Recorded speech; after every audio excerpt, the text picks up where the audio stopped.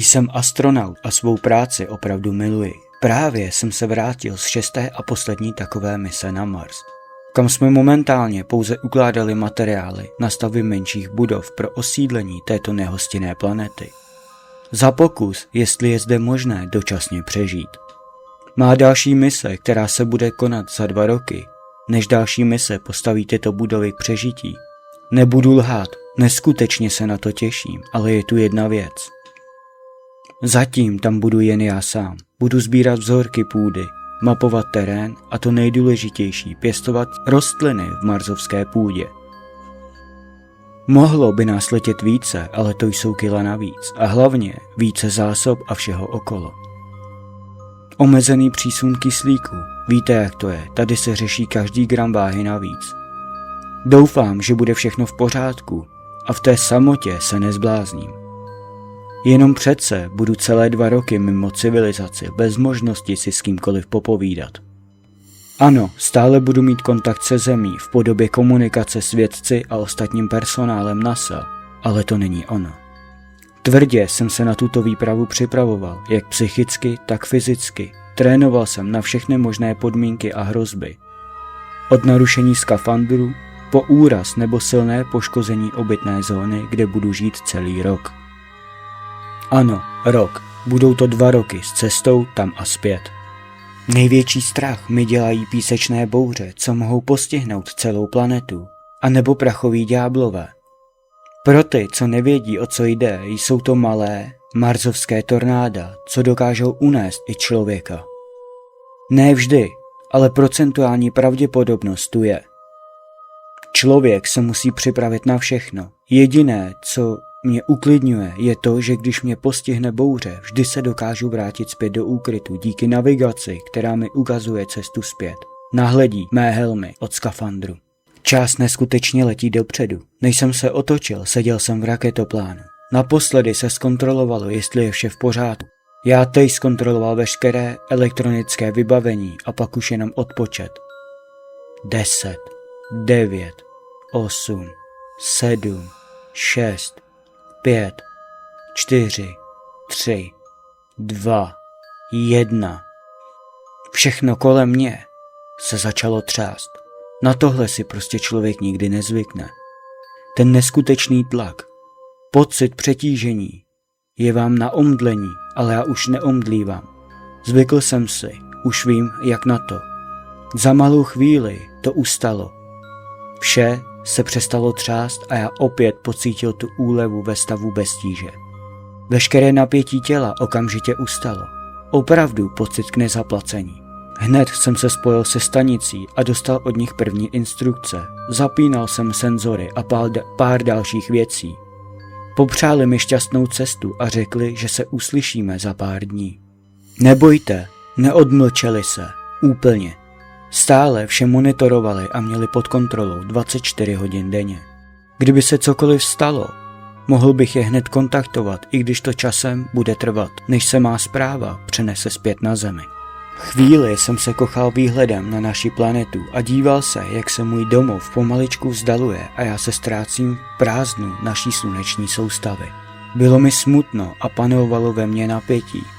Takhle dlouho jsem ještě mimo civilizace nebyl, maximálně rok. No, musím nabrat lepší myšlenky. Dal jsem si jídlo, no, jestli se tomu dá říkat jídlo. Naštěstí s tím nebyl problém, jíst jsem mohl kdykoliv. Zásob bylo dost a hlavně byl jsem tu jen já, jasně. Lpěl jsem na tom, abych nemusel počítat, jak dlouho mi vydrží, kolik toho mohu a nemohu sníst. A voda, to bylo horší, ale pořád jí bylo dost. Když budu šetřit, možná ani nebudu pít filtrovanou vlastní moč. Ta představa je příšerná, ale ani byste to nepoznali. Uběhlo pár dní, mluvil jsem s dispečinkem a vše probíhá tak, jak má, bez jediné chybičky. To mě opravdu potěšilo. Ty jo, málem bych zapomněl na mých pár osobních věcí. Mám tak plnou hlavu myšlenek, že jsem na to normálně zapomněl. Nemám jich sebou moc, jen pár fotek a takové ty osobní věcičky. Když jsem si to rozbaloval a lepil si fotky své rodiny a přátel na zeď, narazil jsem na podivný, zažloutlý papír. Co to sakra je? Nepamatuji si, že bych si něco takového zabalil sebou. Papír vypadal opravdu staře, jako list vytržený ze staré knihy. Byl složený. Rozbalil jsem ho. Bylo na něm něco napsaného. Nedokážu posoudit čím, ale bylo to zajímavé. Začal jsem to číst. Hned na úvod stálo: doufám, že tohle objevíš co nejdříve. Je opravdu důležité, aby si tyto pravidla přečetl a dodržoval je. Jestli chceš přežít let na Mars a zpět, prosím, dbej mého varování a dodržuj pravidla. Tento raketoplán je prokletý. Zasmál jsem se. To si ze mě někdo dělá prdel. To není možné. Povedený žertíček. Zajímalo by mě, kdo tuhle frašku vymyslel. Někdo z kolegů, z rodiny? Opravdu mě to pobavilo. Ale ze zvědavosti jsem ho dočetl celý, abych věděl, o jak velkou snahu a kvalitní vtip jde. Pravidlo číslo 1. Neohlížej se, když ucítíš dech na svém krku. Pokud se ohlédneš a uvidíš to, pokus se utéct a co nejrychleji a nejkvalitněji se schovej. Pokud tě to najde, nebo to nestihneš, vezme si to tvůj zrak opravdu bolestivou cestou. Je to sběratel a tohle je pro něj vzácné zboží. Pravidlo číslo 2. Ani se nehni, když se světla zhasnou. Porušíš-li toto pravidlo, světla začnou chaoticky blikat a kabina se začne tříštit jako sklo po úderu kladivem. Budeš navždy uvězněný v prázdnotě a chladu vesmíru, dokud neumrzneš a neumřeš. Pravidlo číslo 3. Neodpovídej, když něco šeptá tvé jméno. Porušíš-li, hlas začne mluvit tvým hlasem přes reproduktory. Bude znít přesně jako ten tvůj, ale bude ti říkat ohavné věci, jako obvinění, přání smrti. Bude ti do hlavy vkládat myšlenky a vzpomínky, které nejsou tvoje. Nakonec nerozeznáš realitu. Hlas bude pokračovat, dokud se nezblázníš. Pravidlo číslo 4. Nikdy nenásleduj stín, který tě láká do prázdna. Porušíš-li to, stín tě zavede do částí lodě, které nejsou na plánku. Podlaha začne mizet, zdi se budou rozpadat a nakonec, až tě dovede dost daleko na cestu zpět, upadneš do neexistujícího prostoru, kde gravitace a čas jsou náhodné. Pravidlo číslo 5. Vždy si zkontroluj záznam, který si dopsal. Pokud tam bude jediná maličkost, než si pamatuješ, jinak, okamžitě ho smaž a napiš to až druhý den. Porušíš-li pravidlo, věci na palubě začnou mizet a stávat se součástí textu. Texty se budou stávat hrozivými příkazy, každý zápis, který neskontroluješ a necháš nesmazaný, přivolá časem entitu, která z tebe vysaje poslední kapku života. Opravdu bolestivým způsobem. Pravidlo číslo 6. Když na obrazovkách uvidíš statický šum, vezmi si skafandr a uteč z lodi. Nevracej se, dokud ti nebude docházet kyslík. Pokud nebudeš na lodi sám, zabij druhého astronauta. Není to člověk, i když si na něj budeš reálně vzpomínat. Pokud pravidlo porušíš a nedokončíš ho, pomalu si bude brát tvou podobu a vzpomínky a nakonec se úplně vypaříš z reality. Pravidlo číslo 7. Když uslyšíš hluk ve svých uších, okamžitě si zacpi uši a dělej mrtvého. Ani se nehni a neotevírej oči, i když ucítíš, jak po tobě něco šlape a dotýká se tě to.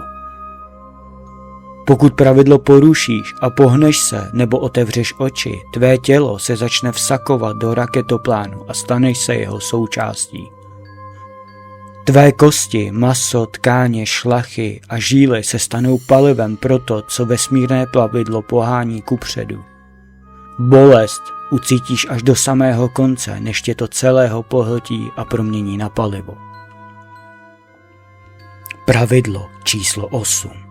Pokud uvidíš, že loď hoří, nebo ucítíš kouř, nepanikař, není to skutečné a za žádnou cenu neopouštěj pilotní místnost. Porušíš-li pravidlo, každý pokus uniknout způsobí, že se loď deformuje. Stěny, podlaha a strop se rozpadají do nekonečna. Kouř se stává hmotatelným a dusí tě, i když neexistuje. Entita tě chytne a vystaví tě tvým největším strachům v tvém životě do nekonečna. A nikdy tě nenechá umřít. Bude tě těmi hrůzami provázet do nekonečna. Nechá tě prožít životy, které vždycky dopadnou katastrofálně. Na druhé straně bylo jasně napsáno: PS, všechno to začne, až ztratíš spojení se zemí. Pokaždé, když s tebou budou chtít jen spojit, uslyšíš pouze šum a praskání reproduktorů. Stejně jako na zemi, když budeš mluvit ty k nim. Až přijde tvá zpráva, neuslyší nic, jen šum a praskání. To mě opravdu pobavilo. Kdo si s tím dal takovou práci? Sice mě to dost rozhodilo a chvilku jsem si říkal, co když je to skutečné, ale pak jsem to vytěsnil z hlavy, bylo to nesmysl. List s těmi pravidly jsem zmuchlal a vložil zpět, kde byl. Kontaktoval jsem velitelství na zemi a zeptal se, kdo si ze mě udělal srandu. Že to není vtipné, i když mě to pobavilo. Umíte si představit, kdyby to byla pravda? Zde v raketoplánu, kde není úniku? Bylo by to neskutečně trýznivé, ten pocit, že neutečete.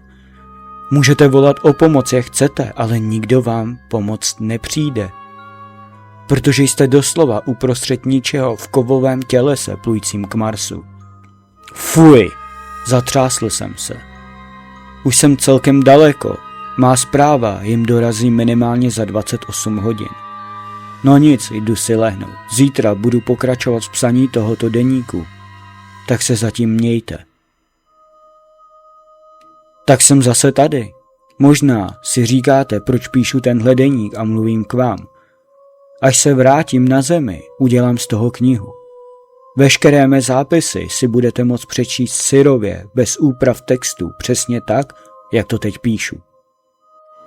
V tuto chvíli už by měla má zpráva dorazit na zemi, do střediska NASA. Podíval jsem se do palubního počítače, jestli mi náhodou nepřišla zpráva zpět. Tady nikdy nevíte, jak rychle to dorazí tam a zpět ke mně. Ku podivu přišla. Tak schválně, kdo si ze mě udělal prdel. Přehrál jsem si zvukovou zprávu, měla přibližně 10 minut.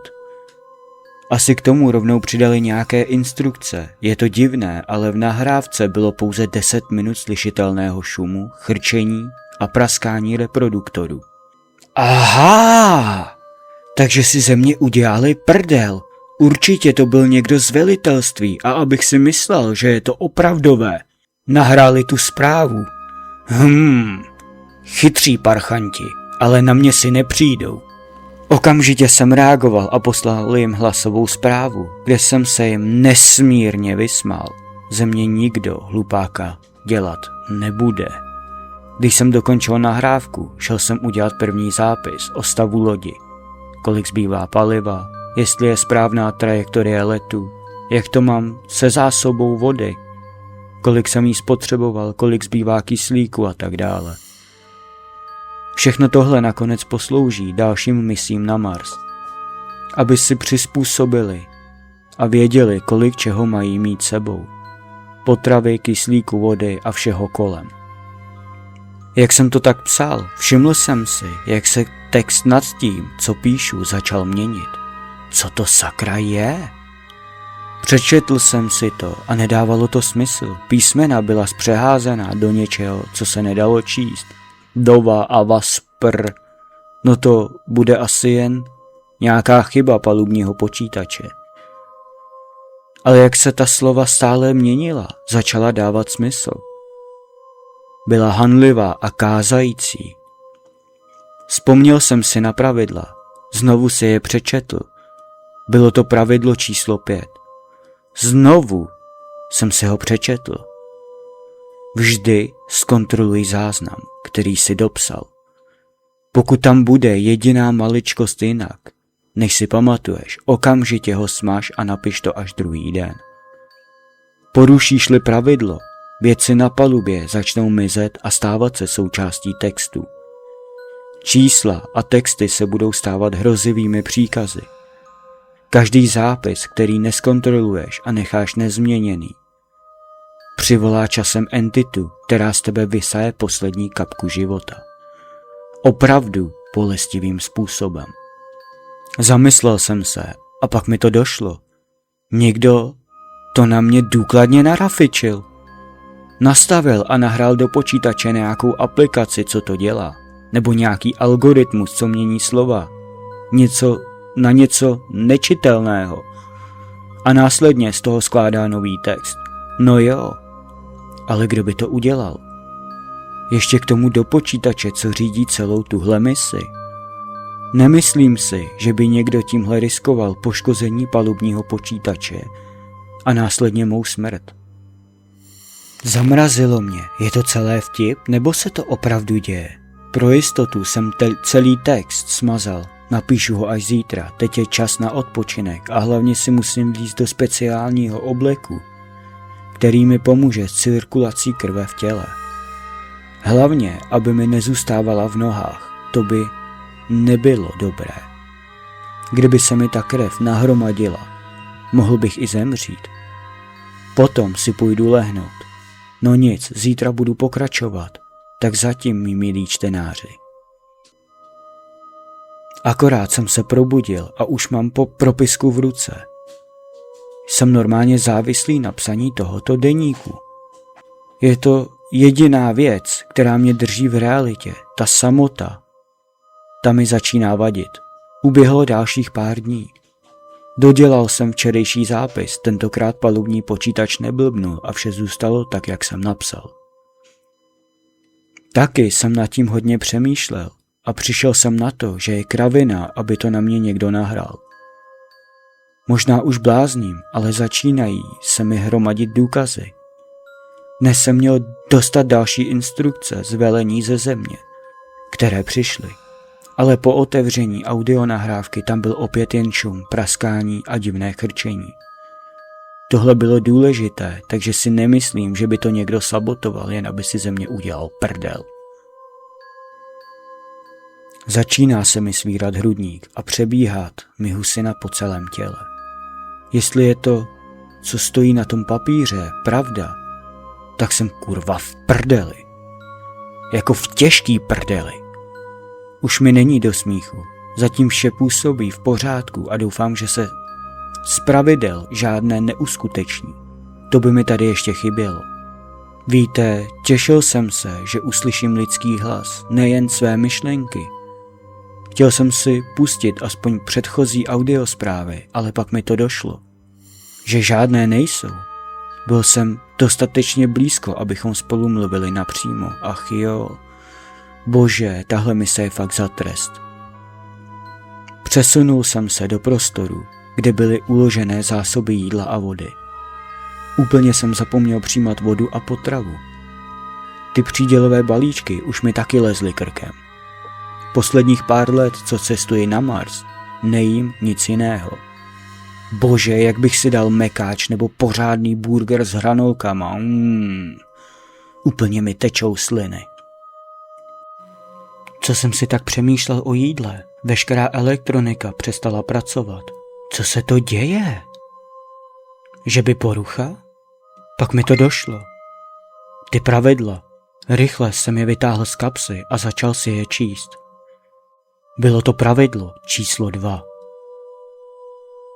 Ani se nehni, když se světla zhasnou. Porušíš-li toto pravidlo, světla začnou chaoticky blikat a kabina se začne tříštit jako sklo po úderu kladivem. Neumřeš hned. Budeš navždy uvězněný v prázdnotě a chladu vesmíru, dokud neumřeš. Jak jsem to dočetl, zhasla se i všechna světla. Ani jsem se nehnul, nedýchal jsem a měl jsem zavřené oči a jen tak se vznášel prostorem a modlil se, aby se opět všechno rozběhlo a hlavně, aby se rozsvítilo. Protože už mi dochází kyslík a já cítím tlak ve své hlavě. Světla se rozsvítila a já vydechl. Ještě chvilku a upadl bych nejspíš do bezvědomí. Dýchal jsem, jak kdybych uběhl maraton. Co to kurva bylo? To mi chceš říct, že tahle pekelná kocápka je opravdu prokletá? A já tu jsem kurva sám, bez jakékoliv možnosti úniku nebo pomoci? Ještě než jsem vstřebal pravidlo číslo 2, přesunul jsem se do řídící jednotky. Podíval se na monitor a byl tam jen statický šum. Ne, teď ne, prosím, kurva. Hledal jsem pravidla, ale neměl jsem je u sebe. Okamžitě jsem se přesunul do druhé místnosti. Vplul jsem tam, rychle jsem se k ním odstrčil a znovu přečetl pravidla. Bylo to pravidlo číslo 6. Když na obrazovkách uvidíš statický šum, vezmi si skafandr a uteč z lodi. Nevracej se, dokud ti nebude docházet kyslík. Pokud nebudeš na lodi sám, zabij druhého astronauta. Není to člověk, i když si na něj budeš reálně vzpomínat. Pokud pravidlo porušíš, pomalu si bude brát tvou podobu a vzpomínky. Nakonec se úplně vypaří z reality. Kurva! Rychle jsem se dostal ke skafandru a snažil se do něj co nejrychleji dostat. Ale bylo to obtížné ve stavu bez tíže a ještě s tím, jak se mi třásly ruce strachy. Kéž by v pravidlech bylo, kolik mám času a co se mi stane, když to nestihnu. Tak jsem zase tady. Naštěstí jsem to stihl. Právě jsem se vrátil zpět do lodi. Málem jsem to nestihnul kvůli dekompresní místnosti. Ale jsem tady a žiju, to je hlavní, ne? Snad už se dlouho nic nestane, mám toho dost. Konečně mi přišla srozumitelná zpráva od velitelství na Zemi, tak si to jdeme s mým kolegou Jeremym poslechnout. Tak to prý vypadá, že nám jim vypadlo na nějakou dobu spojení. Ale vše už je v pořádku a kurz máme správný a tak dále a tak dále. Vše bez poruchy, čidla a vše kolem též funguje.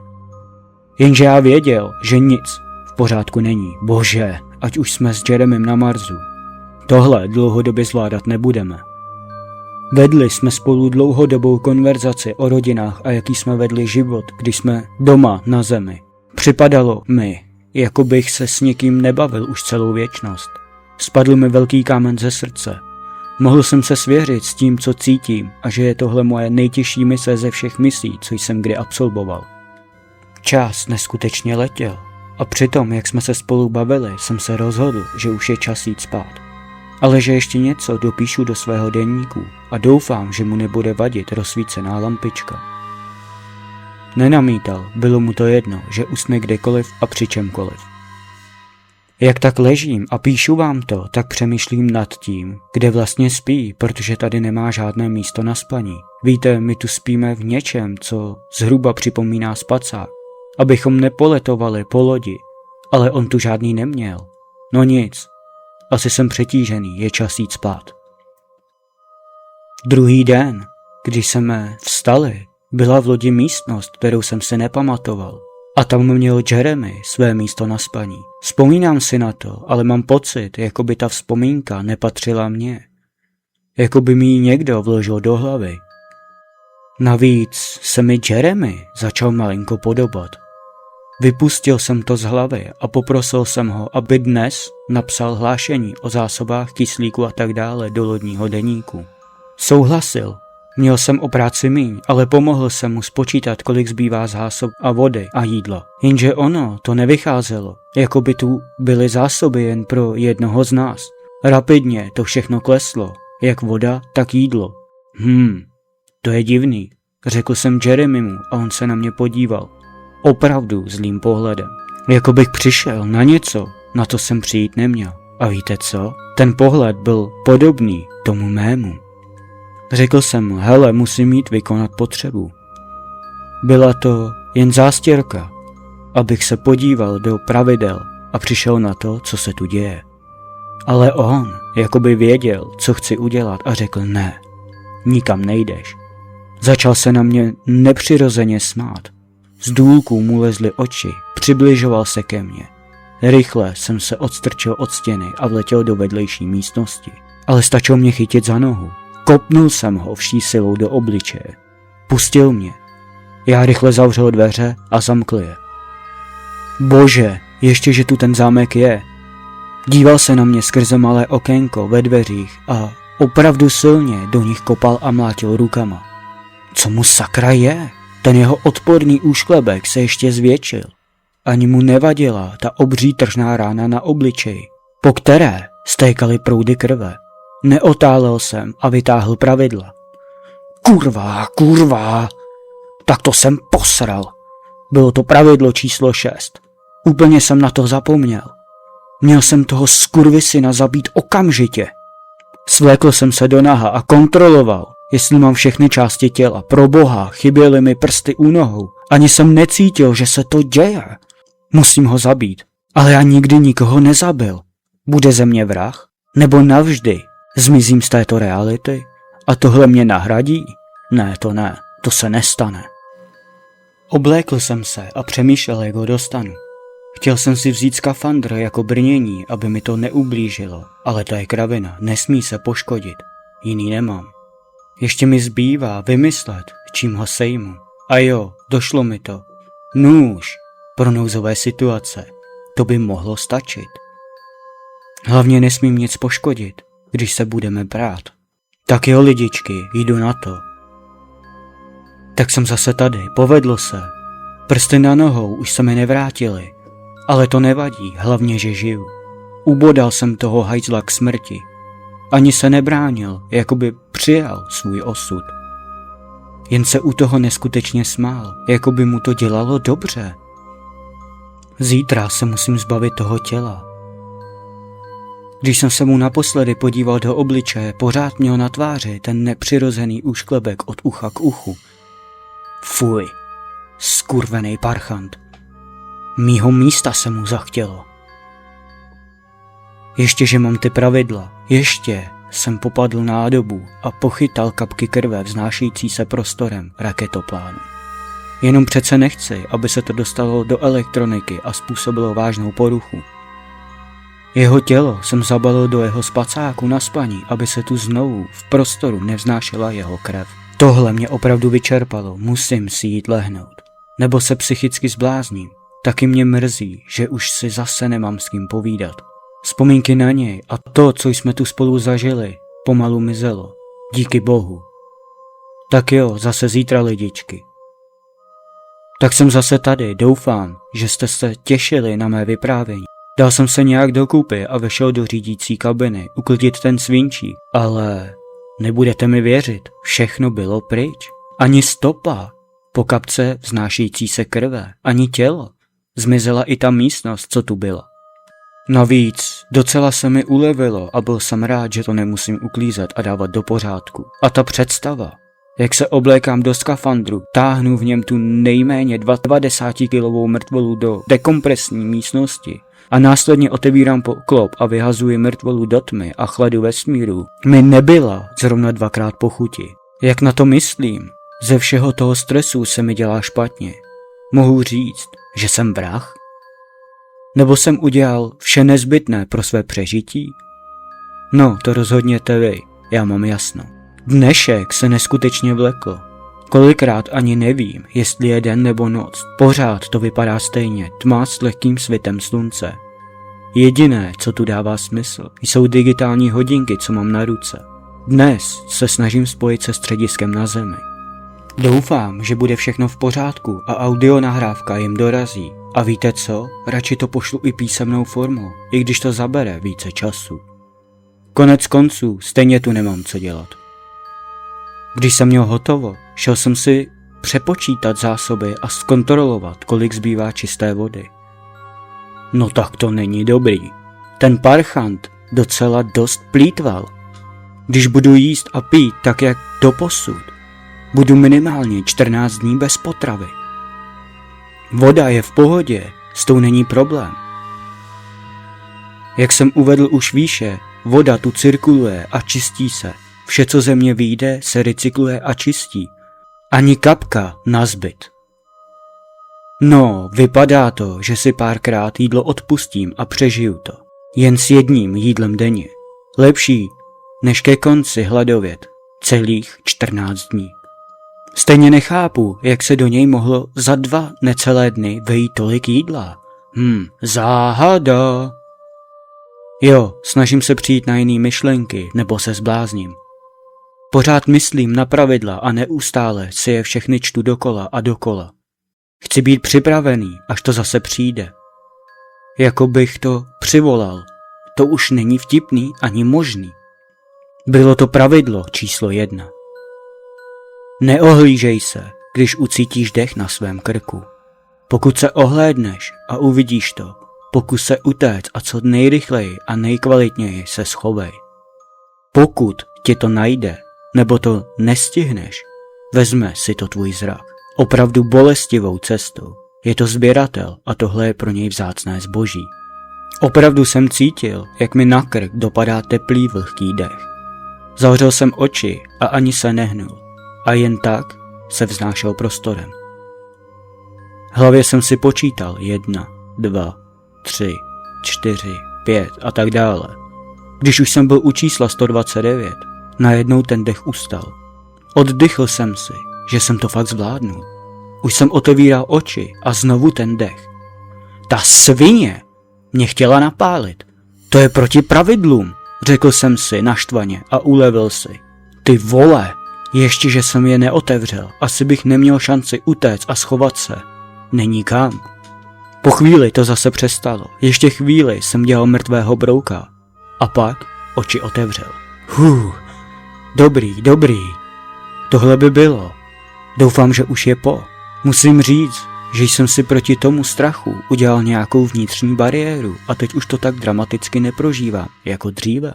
Ale člověk si zvykne na všechno. No, nemám pravdu? Právě mi došlo, že jsem tu věc, co tu byla chvíli se mnou, nechal udělat zápis. Zhrozil jsem se a okamžitě to šel zkontrolovat. Rozklikl jsem lodní deník a vybral zápis, který dělal on. No jasně. Že jo, kurva, že mi to nedošlo hned. Do píči. Tohle není dobrý. Omlouvám se, že jsem sprostý, ale tohle byla opravdu vážná situace. Text byl hanlivý, přikazující a pořád se prodlužoval. Našel jsem tam občas jen slova, co nepatřily do textu a jeho posloupnosti, třeba jako tužka, hrnek, potrava, hadice. Pochopil jsem, o co jde, to jsou věci, které zmizely. Smazal jsem celý ten záznam a doufal, že není povinné ho druhý den dopsat. Takže zkontroloval jsem věci a opravdu dost jich tady chybí. Už chápu, proč mi chybí jídlo, stalo se to součástí zápisu, stejně jako dalších pár věcí. Ale to nejhorší je, že mi to vzalo hadičky od skafandru na průchod kyslíku z kyslíkové bomby do skafandru. Takže jestli bude nějaká venkovní porucha nebo dojde na pravidlo číslo 6, to už bych totiž nepřežil. A tím jsem 100% jistý. I když nevím, co by následovalo. Měl jsem to zkontrolovat mnohem dřív, jsem fakt hlupák. Naštěstí nezmizelo nic už tak důležitého jako části skafandru. No nic, dneska už jsem vyčerpaný, tak zase zítra, zatím.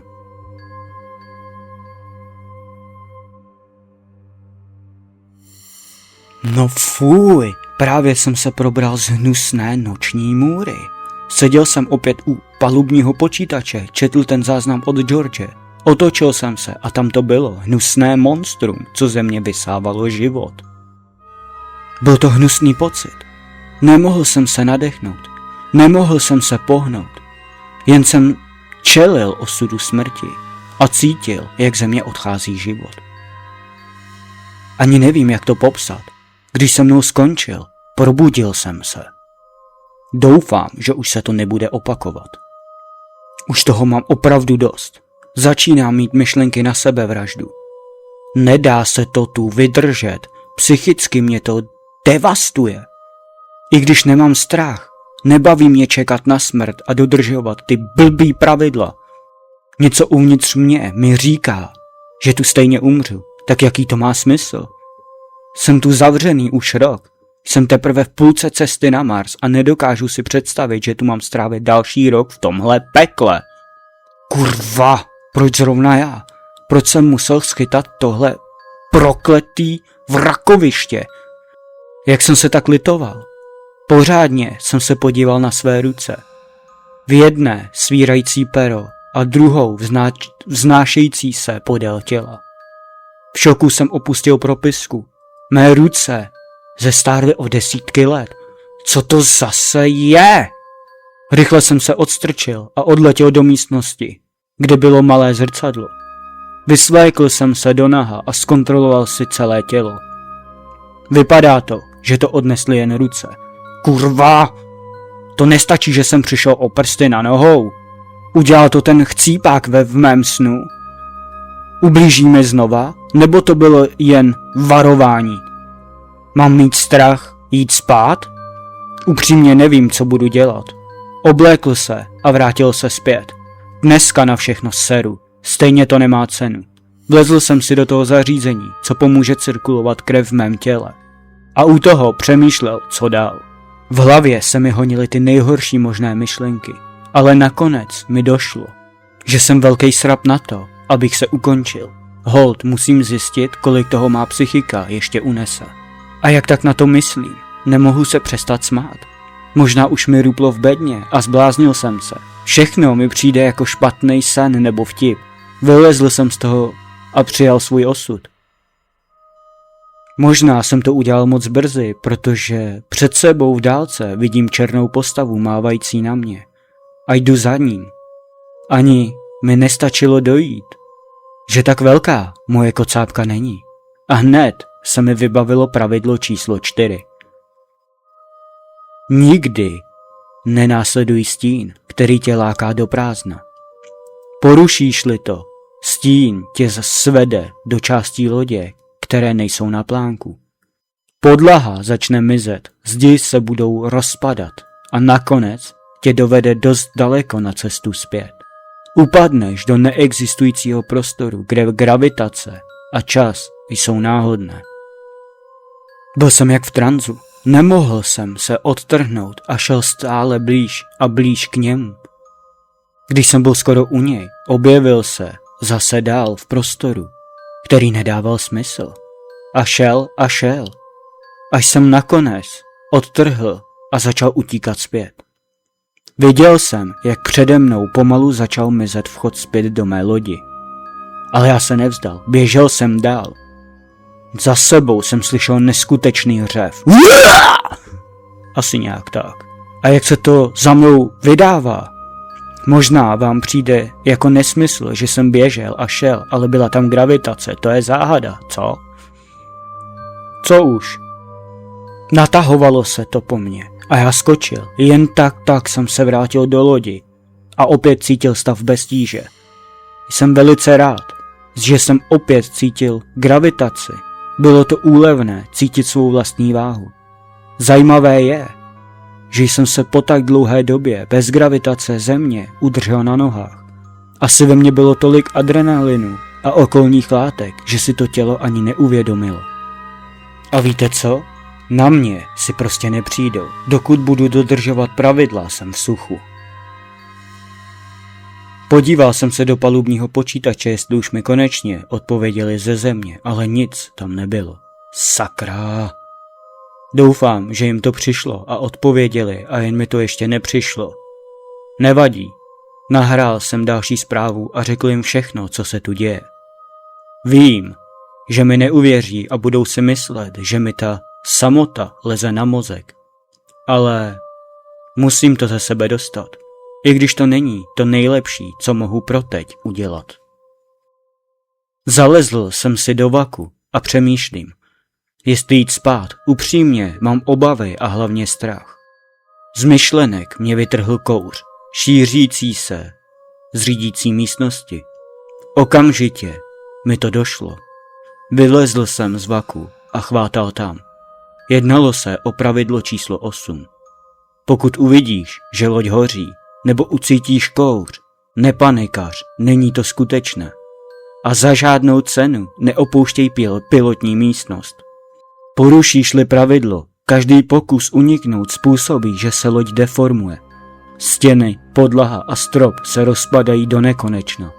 Kouř se stává hmatatelným a dusí tě, i když neexistuje. Entita tě chytne a vystaví tě tvým největším strachům v tvém životě do nekonečna. Nikdy tě nenechá umřít, bude tě těmi hrůzami provázet do konce a do nekonečna. Nechá tě prožít životy, které vždycky dopadnou katastrofálně. Když jsem doletěl do řídící místnosti, byla v plamenech. Dostal jsem se k palubnímu počítači, ale něco ve mně se zlomilo a já začínal panikařit. Vzal jsem speciální hasící přístroj a začal oheň hasit. Ale šířil se pořád dál a dál. Místnost přestávala dávat smysl. Trup raketoplánu mi mizel před očima. Upustil jsem hasící přístroj do prostoru a odrazil se a snažil se z řídící místnosti utéct. Kurva, co to dělám? Právě jsem porušil pravidlo. Znovu jsem se odrazil zpět a vrátil se do řídící místnosti. Ve snaze všechno zvrátit. Ale přede mnou všechno zmizelo a já se začal propadat do nicoty. Když jsem se zastavil, vše kolem mě se zbarvilo do zářící bílé a nade mnou se tyčila obrovská, a když říkám obrovská, tak myslím opravdu obrovská bytost. Popadla mě jako hračku. Cítil jsem, jak se mi vlévá do hlavy a ukazuje mi ty nejhorší možné smrti mé osoby, pořád dokola a dokola. Taky cítím, jak nasává mou hrůzu a strach. Pořád dokážu přemýšlet a vím, co se děje, i když před mýma očima se odehrává peklo. Prožívám tisíce životů najednou, dokud necítím být opravdu, ale opravdu starý. Najednou ta entita přestala. Já opět viděl reálné místo, kde jsem byl. Jsem starý, musel jsem tu být desítky let. Teď ze mě zbyl jen starý, seschlý, vrásčitý dědek. Povolilo to stisk ruky a pustilo mě na zem. Bezvládně jsem dopadl a došlo mi, že jsem ji dostatečně nasytil a teď už mě nechá v klidu umřít. Když už jsem cítil, jak odcházím a umřel jsem, opět jsem otevřel oči. Co se to sakra děje? Jsem v nebi? Kolem mě byla tma a na obličeji jsem našel něco připevněného. Okamžitě jsem to sundal a byl jsem v šoku. Celou dobu jsem byl na zemi, v NASA. Okamžitě za mnou přiběhla jedna slečna a zeptala se mě, jestli jsem v pořádku. Nedokázal jsem jí odpovědět. Chtěl jsem stát, ale okamžitě jsem vyčerpáním upadl na podlahu. Přiběhlo jí na pomoc pár kolegů a okamžitě mě hospitalizovali. Když jsem se dal do kůpy, pozvalo si mě vedení na kobereček a chtěli vědět, co se stalo. Všechno jsem jim popsal, ale oni mi jen řekli, že je to nesmysl, že nic takového v té simulaci nebylo, že šlo jen o trénink, jako u mých předchozích misí. Ale já trval na svém. Zeptali se mě, jestli jsem schopen misi podstoupit. Řekl jsem, že nevím. Můj zdravotní stav byl v naprostém pořádku, ale nevím, jak se mám rozhodnout. Poprosil jsem je, aby mi dali 2 dny na rozhodnutí. Souhlasili. Rozloučil jsem se a jen řekl tak za 2 dny. Nastoupil jsem do svého auta a jel domů. Dal si sprchu, taková úleva. Konečně po té době, která se prý nestala, cítím gravitaci a můžu si lehnout do své postele. A ne do vaku, abych se jen tak nevznášel prostorem. A víte co? Já se rozhodl. Poletím. Však to, co se mi stalo, nebylo skutečné. Zasmál jsem se. Mám prostě bujnou fantazii. Nic víc. Ty 2 dny utekly jako voda. Vedení jsem řekl, že poletím. Že měli pravdu a měl jsem jen špatný sen, co se netýkal té virtuální reality. Jinak se to vysvětlit nedalo. Udělal jsem ještě nějakou přípravu. Za pár hodin mě čekal let na Mars. Neskutečně se těším. A už sedím v raketě. Kontroluji, jestli je všechno dobře nastavené a vše funguje tak, jak má. Co se týká různých čidel a elektroniky, hlavní řízení NASA dělalo to samé. Vše vypadá v pořádku. A už slyším odpočet 10, 9, 8, 7 a nakonec start. Neskutečný tlak v hlavě. Všechno kolem mě se třese. Je mi na omdlení, ale už jsem si zvykl, takže neomdlím. Konečně jsem se dostal do stavu bez tíže. Okamžitě všechno ustalo. Tlak, otřesy, prostě všechno. Naposledy se spojuji s velitelstvím a potvrzuji, že je vše v naprostém pořádku. Oni mi také potvrzují, že kurz a všechno okolo je v pořádku. Ukončuji komunikaci a právě mi to došlo. Okamžitě jsem se odrazil a šel zkontrolovat své malé zavazadlo. Celé jsem ho vysypal, fotky a tak dále. Sáhl do té jediné kapsy a vytáhl pravidla. Okamžitě jsem se psychicky zhroutil a dál už asi víte, jak to pokračuje.